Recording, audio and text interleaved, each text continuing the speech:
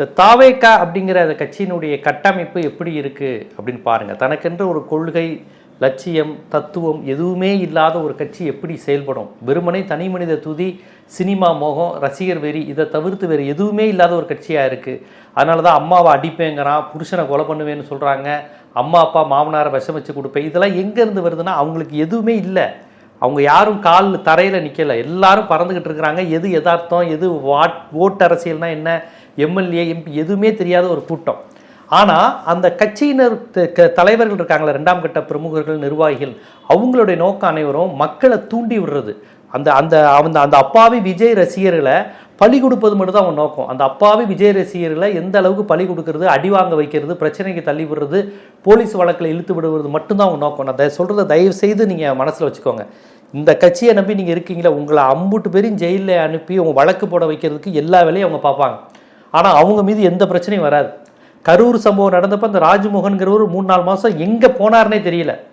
சிபிஐக்கு மாறினதுக்கப்புறம் தான் தைரியமாக வெளியே வந்து திருப்பியும் எங்கள் தலைவர் யார் தெரியுமா, எங்கள் தலைவர் முன்னாடியே கூலிங் கிளாஸ் போடுறியா அப்படி இப்படின்னு பேச ஆரம்பித்தார். இந்த ராஜ்மோகன் இப்போ பண்ண ஒரு சம்பவம் குறித்து தான் சொல்கிறேன். அந்த சம்பவத்தை சொல்கிறேன், தயவு செய்து நீங்கள் சிந்திச்சு பாருங்கள்.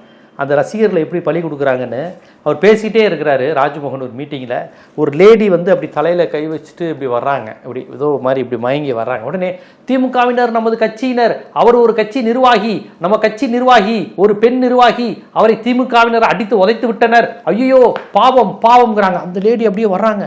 அந்த கட்சி விஜய் ரசிகர்லாம் வெறியாகிறான், திமுகக்காரன் நம்ம கட்சி பொம்பளை அடிச்சிட்டான், நம்ம கட்சி பொம்பளை நிர்வாகின் ஒரு லேடின்னு கூட பார்க்காம, ஒரு பொம்பளைங்கிற இறக்கம் கூட இல்லாமல் இவ்வளோ மோசமாக திமுகக்காரன் அடிச்சிட்டானே அப்படின்ட்டு அவன் வெறியாகிறான். அந்த கூட்டத்துக்குள்ளே எவனா கருப்பு சோப்பு துண்டு போட்டு போயிருந்தா அடிதான், ஏதாவது பெரிய போலீஸ் கேஸாக இருக்கும். ராஜ்மோகன் அந்த வேலையை தான் பண்ணுறாரு. அப்படி தூண்டி விட்டு போகிறது, பிரச்சனை இது பண்ணி விடுறது, காட்டி கொடுக்கறது, இந்த மாதிரி எல்லா அசிங்கமான வேலையும் அந்த கட்சி பண்ணுது.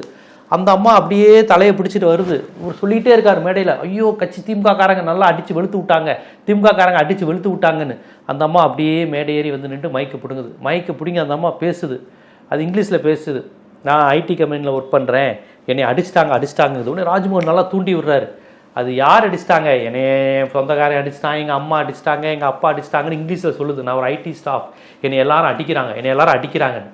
அந்த அம்மா யாருன்னா தாவேகா நிர்வாகிலாம் இல்லை, அவங்க ஒரு மனநிலை பாதிக்கப்பட்டவங்க போல். மனநிலை பாதிக்கப்பட்டவங்க, ஒரு குடும்ப வன்முறையால் பாதிக்கப்பட்டவங்க, ஏதோ ஒரு புலம்பிட்டு ஏதோ ஒரு கூட்டம் இருக்குது அப்படின்ட்டு இங்கே வந்து இந்த மீட்டிங் போட்டோன்னே மேடை ஏறி அது பாட்டு இங்கிலீஷில் பேசுகிறாங்க.